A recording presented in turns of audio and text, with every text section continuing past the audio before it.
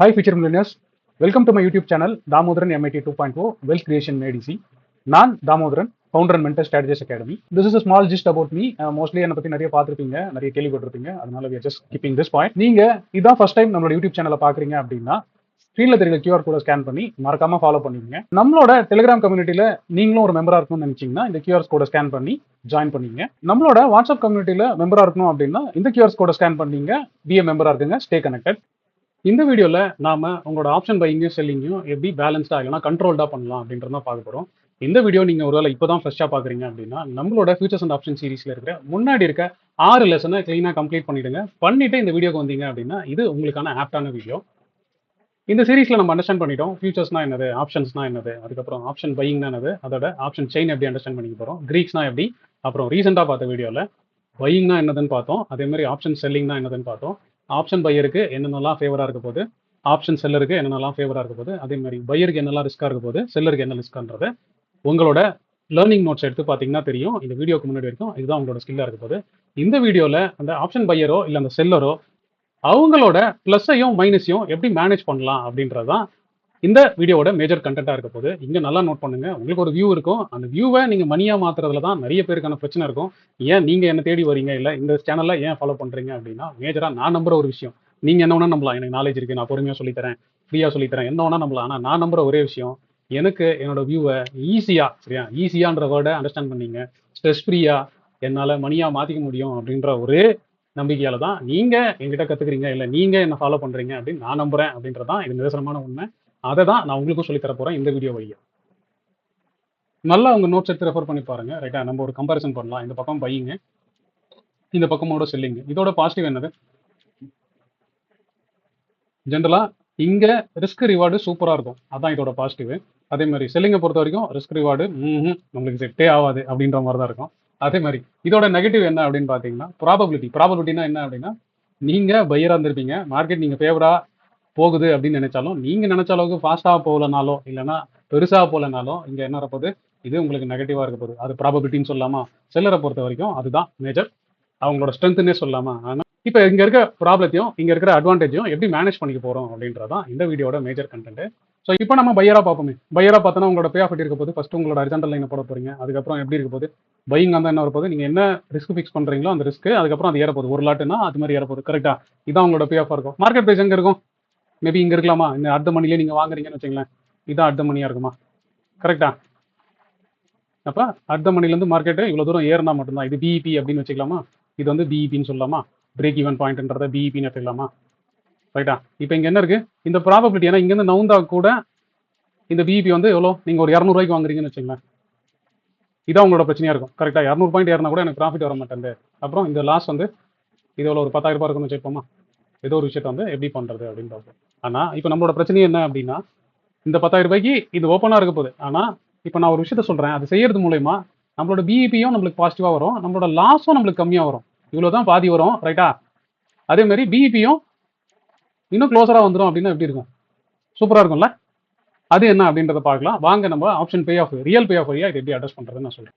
So நாம நம்மளோட stock mark software எடுத்தாச்சு, அதில் பில்டர்ன்ற வெப்சைட் எடுத்தாச்சு. அப்போ அங்கே போயிட்டு ஆப்ஷன் சைனில் நான் ஒரு வியூ எடுத்திருக்கேன். இப்போ அடுத்த ஓகே, இப்போ 30ஆம் தேதிக்குள்ள என்னோட வியூ, ஏன்னா வியூன்றது உங்களுக்கு நல்லா தெரியும். நம்ம என்ன சொல்லணும், வியூனா எவ்வளோ டைம் டியூரேஷனில் இருக்கும், அதுக்கப்புறம் என்ன டேரக்ஷனில் இருக்கும், என்ன இன்வாலிடேஷன் இருக்கும், அதுக்கப்புறம் என்ன டார்கெட்டு, இந்த ஆர்டரில் நீங்கள் சொல்லிட்டீங்கனாலே ஏன் படி நீங்கள் வியூ சொல்கிறீங்கன்னு அர்த்தம்.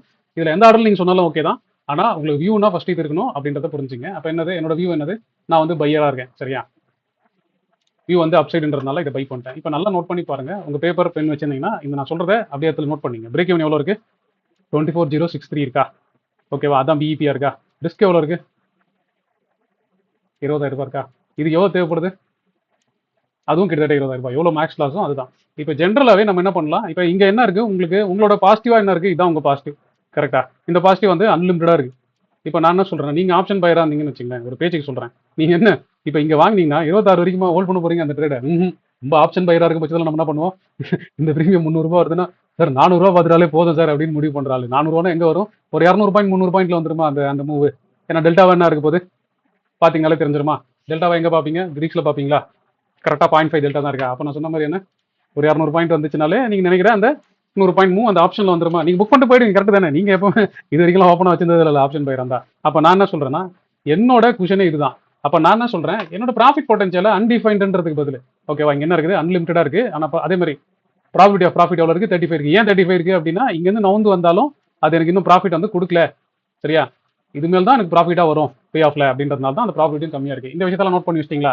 இப்போ நான் என்ன சொன்னேன், நல்லா நோட் பண்ணுங்க, நல்லா நோட் பண்ணுங்க. நம்மளுக்கு லிமிடெட் லாஸ், அன்லிமிடெட் ப்ராஃபிட் இருக்கு. இப்போ நான் என்ன சொல்றேன் அப்படின்னா, எனக்கு இவ்வளோலாம் வேணாம் ப்ரோ, இங்க ஒரு விஷயத்த நான் கொடுக்குறேன். அப்போ கொடுக்குறேன்னு அர்த்தம், இந்த ஓப்பனா இருக்கிறத நான் என்ன பண்ண போறேன், போதும் அப்படின்னு சொல்லி ஒரு அணையை கட்டி வைக்க போறேன்னு வச்சுப்போம் ஒரு பேச்சுக்கு. என்ன ஆகிட போகுது, உங்களோட பே ஆஃப் இப்படி ஆகுமா? இப்போ அதை பண்ணணும்னா என்ன பண்ணுவோம், இங்க நல்லா தெரியும் நீங்க என்ன பண்ணிருக்கீங்க, பை பண்ணிருக்கீங்க ரைட்டா. இது பை பண்ணதுனால தான் இது இங்க இருந்து போயிருக்கு. அப்போ இந்த இடத்துல போதும்னு நினைச்சீங்கன்னா, அந்த இடத்துல நீங்க என்ன ஒரு லாட் பை பண்ணிருந்தீங்களா, அது ஒன்று செல் பண்ணா போதுமா? இது என்ன லெவல் அப்படின்னு பாருங்க, 24,880. அப்போ நான் 24,800 வச்சுக்கலாமா? 24,800 நீங்க செல் பண்ணிட்டீங்க. இப்போ நீங்க பாக்குறீங்க, சார் நான்லாம் எங்க சார் இவ்வளவு தூரம்லாம் இல்லை, நம்மளுக்கு வந்து இது போதும் சார். சரியா, இந்த இடத்துல நான் கட் பண்ணிக்கிறேன்னு நினைச்சீங்கன்னா நீங்க அதை சூஸ் பண்ணிக்கலாம். எப்படின்றத நான் சொல்லிட்டேன். அப்போ 24,500 வச்சுப்போம். ஏன்னா நீங்க என்ன பண்றீங்க, 23,750 வாங்கிருக்கீங்க கரெக்டா. எனக்கு இதான் சார் டார்கெட்னு எதிர்பார்க்குறீங்கன்னா என்ன பண்ணலாம்? இப்போ ஒரு உங்க வியூவே நான் சொல்றேன், உங்க டார்கெட் என்னதுன்னு வைப்போம். இப்போ மார்க்கெட் இங்க இருக்கு ரைட்டா, என்ன 400 பாயிண்ட் டார்கெட்டா இருக்குமா, 500 பாயிண்ட் டார்கெட்டா இருக்குமா ஒஸ்ட் கேஸ்க்கு? அப்போ நான் என்ன பண்றேன், இந்த பையிங்கான செல்லிங்கையும் நான் அந்த டிஃபரன்ஸாவே நான் மெயின்டைன் பண்றேன்னு வச்சுப்போமே. இப்போ என்ன 23,750 இருக்கா, 400 பாயிண்ட் எவ்வளோ வரப்போகுது, எல்லாம் ஆட் பண்ணி சொல்லுங்க பார்ப்போம். 23,750 ப்ளஸ் 400 என்ன பாயிண்ட் வரப்போகுது? ஸோ இங்கே இல்லை, அதுக்கும் கஷ்டமா இருந்தால் இங்கேருந்து நீங்கள் கனெக்ட் பண்ணீங்க. பையிங் ப்ரைஸ் என்னது, இந்த பையிங்லேருந்து நான் என்ன பண்ணுறேன், இது 50, 100, 150, 200, 250, 300, 350. சரியா, நான் டார்கெட் வந்து 350 இல்லை 400. சரி 400ன்னு வச்சுப்பேன், 400 தானே பேசணும். அப்போ நான் என்ன பண்ணுறேன், இந்த 400 செல் பண்ணிக்க போகிறேன். இப்போ என்னாச்சு, ஓகே அகைன் நீங்கள் என்ன பண்ணணும், நோட்டில் ஒன்று எழுதி வச்சிங்களா, அதோட இதெல்லாம் கிராஸ் செக் பண்ணி பாருங்க. எஸ்டிமேட்டட் மார்ஜின் ஓகே கொஞ்சம் அதிகமாக தேவைப்படுது. எவ்வளோ, முதல்ல 20 ரூபா தேவைப்பட்டுச்சு. ஓகே இப்போ இதனால என்னாச்சு, மேக்ஸ் லாஸ் எவ்வளோ, அப்புறம் மேக்ஸ் ப்ராஃபிட் எவ்வளோ, ஓகே ரிஸ்க் ரிவார்டு எவ்வளோ, லாஸுக்கு ரிவார்டு எவ்வளோ, 1:1.2ன்னு சொல்லிடலாமா. ப்ராபபிலிட்டி எவ்வளோ, முதல்ல பார்த்ததுல எவ்வளோ, இப்போ பார்த்ததுல எவ்வளோ, பிரேக் ஈவன் எவ்வளோ, இது எப்படி இருக்கு. இப்போ நல்லா நோட் பண்ணி பாருங்க, நீங்க நினைச்ச மாதிரி மார்க்கெட் பொறுமையாக ஏறினாலும் சரி ரைட்டா, இந்த பிபி ஒய்டர் ஆச்சா, ஃபர்ஸ்ட் பார்த்ததுல லாஸ் எவ்வளோ பார்த்தீங்க, 20,000 ரூபாய் இருந்துச்சா, லாஸும் குறைஞ்சிச்சு, பிபியும் ஒய்டர் ஆச்சா. ஃபர்ஸ்ட் பார்த்ததுல பிபி எவ்வளோ இருந்துச்சு, அப்படியே 300 பாயிண்ட் இருந்துச்சா. ரொம்ப சிம்பிளுங்க, என்ன பண்ணியிருக்கோம், 300 ரூபாய்க்கு ஒரு பை பண்ணியிருக்கோம். உங்க டார்கெட் எதுன்னு நினைச்சீங்களோ அதை கூட நீங்க செல் பண்ணிக்கலாம் அதே எக்ஸ்பைரியில். ஓகேவா, இல்லைன்னா என்ன பண்ணலாம், இதுல 30%ன்றதையும் நீங்க ரூலா வச்சுக்கலாம். ஓகேவா, 300 ரூபாய்னா 100 ரூபாய்க்கு ரஃபா செல் பண்ணீங்கன்னா கூட போதும். இப்போ இந்த பே ஆஃபை பாருங்க, உங்க வியூ தப்பானாலும் உங்களுக்கு கவலை இல்லை. நீங்க இது ஜென்ரலா என்ன பண்ணலாம், ஒரு 1 லட்ச ரூபா வச்சிருக்கவங்களா இருந்தா இதை ஒரு லாட் மட்டும் எடுக்கலாமா. இது கண்ட்ரோல்டு பையிங்னு சொல்லலாம். இதைத்தான் எல்லாரும் என்ன சொல்லுவாங்கன்னா, இது ஸ்ப்ரெட்னு சொல்லுவாங்க. நான் ஸ்ப்ரெட்னு சொல்ற மீனிங் வந்து இதுதான். இப்போ ஒரு ஆப்ஷன் பையரா இருக்க பட்சத்துல அவரோட பிரச்சனையை அவர் ஸ்டார்ட் பண்ணிக்கினாரா இந்த கண்ட்ரோல்டு பையிங் வழியா. புரிஞ்சுதா, இந்த விஷயம் கிளீனா புரிஞ்சிருந்தா போதும். நீங்க ஆப்ஷன்ல ட்ரேடிங்ல உங்களோட ப்ரொஃபஷனல் கரியர்ல ஒரு பெரிய ஜம்பை எடுத்து வைக்கிறீங்க அப்படின்றத உங்க நோட்ல எழுதி வச்சிங்க. இந்த விஷயம் புரியும் போது உங்களோட பெர்ஸ்பெக்டிவ் அபவுட் ட்ரேடிங் மாறும். ஸோ என்ன அப்படின்னா, பையரும் இல்லாம செல்லரும் இல்லாம ரெண்டு பேரோட அட்வான்டேஜும் எடுத்துக்க போறீங்க. செல்லருக்கு என்ன அட்வான்டேஜ், ப்ராபபிலிட்டி, பையருக்கு என்ன அட்வான்டேஜ், ரிஸ்க் ரிவார்டு. இது ரெண்டுத்தையும் பேலன்ஸ்டா பண்ணி நான் என்னோட ஸ்கில்ல எப்படி மணியா மாற்ற போறேன் அப்படின்ற ஒரு விஷயத்த நீங்க லேர்ன் பண்றீங்க அப்படின்றதான் எங்க வீடியோட மேஜர் கண்டென்ட் நான் சொன்னேன். அது நோட் பண்ணிக்கோங்க. அதுதான் உங்களோட மேஜர் லேர்னிங்கா இருக்க போகுது. இப்போ பையருக்குன்னு பார்த்துட்டோம். இப்போ இதே செல்லிங் வியூ வந்தா, இப்போ வியூ வந்து என்ன, வியூ அப்சைடு தான் கரெக்டா. ஏன்னா இது என்ன ஸ்ட்ராட்டஜி எப்படி சொல்லலாம், அண்டர்லைங் தான் கரெக்டா. அண்டர்லைங் மேலே போனால் ப்ராஃபிட் வந்தால் இது என்ன ஸ்ட்ராட்டஜி, புல்லி ஸ்ட்ராட்டஜி சொல்லலாமா. அப்புறம் கீழே போனால் லாஸ் வருது, அகைன் இது புல்லி ஸ்ட்ராட்டஜி சொல்லலாமா. இதுக்கு பேர் என்ன, இதுக்கு புல்லி ஸ்ப்ரெட்னு சொல்லலாமா. இல்லை இன்னும் கொஞ்சம் மேலே போய் சொல்கிறவங்களா தான் என்ன சொல்லுவாங்க, இது வந்து வெறும் காலாக இருக்குது சார், அப்போனா இது ஒரு புல் கால் ஸ்ப்ரெட்டா. அவ்வளோதாங்க, நீங்களும் கற்றுக்கிட்டீங்க. ஆனால் நான் சொல்கிறது என்னென்னா, புல் கால் ஸ்ப்ரெட்ன்றதை கற்றுக்கிறதுக்கு முன்னாடி இந்த விஷயங்களை, இந்த அண்டர்ஸ்டாண்டிங்கை, இந்த பாசிட்டிவை நெகட்டிவை புரிஞ்சு அதுக்கப்புறம் இதை நீங்கள் ஸ்ப்ரெட்டு, ஏன்னா இதை நீங்கள் புல் கால் ஸ்ப்ரெட்டுன்னு கூப்பிட்றீங்களான்னு எனக்கு தெரியாது. என்னோட லாங்குவேஜில் நான் எப்போவுமே கேண்டில் எப்படி விற்க குச்சின்னு சொல்லி நான் சொல்கிறது இல்லாமல் என் கூட பேசுகிறவங்களும் நீங்கள் அதை சார் குச்சி ஃபார்ம் வச்சு சொல்கிறீங்க. கேட்கவே எனக்கும் சந்தோஷமாகவும் இருக்குது. வெளியிலேருந்து பார்க்குறவங்களுக்கு என்னடா லாங்குவேஜ் பேசுகிறாங்கன்ற மாதிரி இருக்கும். அதே மாதிரி தான் இதை நீங்கள் புல் கால் ஸ்ப்ரெட்டுன்னு சொன்னாலும் ஓகே தான். ஆனால் நான் என்ன சொல்லுவேன், இது ஒரு கண்ட்ரோல்டு பையிங் அப்படின்னு தான் என்னோட கலோக்கியல் லாங்குவேஜில் சொல்லுவேன். இப்போ இந்த கண்ட்ரோல்டு பையிங்கை பார்த்தாச்சு. இதே மாதிரி செல் பண்றவங்க அவங்களோட ப்ராபபிலிட்டியும் அவங்களோட ரிஸ்க் ரிவார்டும் எப்படி பண்ணலாம் அப்படின்றத பார்க்கலாம். இப்போ சேம் வியூ, இப்போ இதுக்கு என்ன வியூ, ஸோ புல்லிஷ் அப்படின்றதுனால மேலே போனால் ப்ராஃபிட் பண்ணுமா. இப்போ இதே நீங்க பையரா இல்லாமல் செல் பண்ணி தான் என்ன பண்ணிருப்பீங்க, உங்களோட வியூ புல்லிஷா இருக்கு, நீங்க செல்லரா இருக்க பட்சத்தில் என்ன பண்ணிருப்பீங்க, இந்த காலை செல் பண்ணிருப்பீங்களா. அப்புறம் செல்லரோட பிரச்சனைகள்லாம் என்ன லிஸ்ட் ஆன் பண்ணுங்க.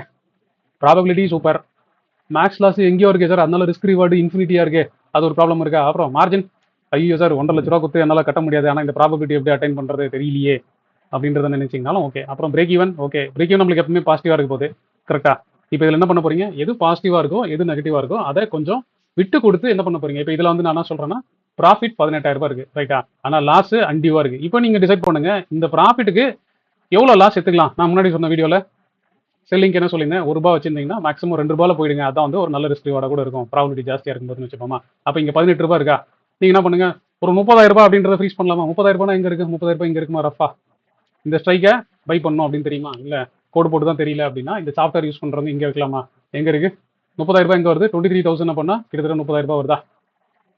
ஓகேவா? அப்போ ரஃபா என்னோட நாங்கள் டாக் பண்ணோம்னா என்ன அர்த்தம், 23 இல்லைனா 22,950 அப்படின்றத பை பண்ணிங்கன்னா போதுமா? ஏன்னா இங்கே என்ன பண்ணியிருக்கீங்க, இங்கே செல் பண்ணியிருக்கீங்க, அதனால இங்கேருந்து என்ன ஆகுது, செல்லிங் ஆகிட்டே இருக்கு. இந்த செல்லை ஸ்டாப் பண்ணணும் என்ன பண்ணணும், இதுக்கு ஒரு முட்டுக்கட்டையை போடணும். எவ்வளோக்கு போடணும், எவ்வளோ பை பண்ணியிருக்கீங்களோ, சாரி எவ்வளோ செல் பண்ணியிருக்கீங்களோ அதுக்கான முட்டுக்கட்டையை போட்டிங்கன்னா, 1 போட்டிங்கன்னா இப்படி இருக்கும், 2 போட்டிங்கன்னா ஆகும் இப்படி போயிடுமா, கம்மியாக போட்டிங்கன்னா ஆகும். இதோட இது வந்து 2 லாட் இருக்குன்னு வச்சுங்களேன், 2 2 பண்ணால் மட்டும்தான் இது ஃப்ளாட்டாக மாறும். 2 1 பண்ணிங்கன்னா எப்படி ஆகும், இங்கேருந்து இது கொஞ்சம் இப்படி இருக்குமா, 2 எக்ஸ்ட்ரா 1 2 பண்ணிங்கன்னா மேலேயும் போயிடுமா. இதுதான் இந்த ட்ரிக்னாமெட்ரியை புரிஞ்சுக்கிறது. பட் ஆனால் இப்போதைக்கு நீங்கள் என்ன பண்ணலாம், இப்போதைக்கு இந்த ஃபால் ஆகிட்டு இருக்கு இந்த ரிஸ்க் ரிவார்டு, இதை ஃப்ளாட் பண்ணணும் என்ன பண்ணணும், எங்கன்னு டிசைட் பண்ணீங்க, எவ்வளோ செல் பண்ணியிருக்கீங்களோ அதுக்கு ஈக்குவலாக ஒரு பையை போட்டு விட்ருங்க. அப்போ எங்கே பண்ணுறோம், நம்ம 22,950 டிசைட் பண்ணுமா.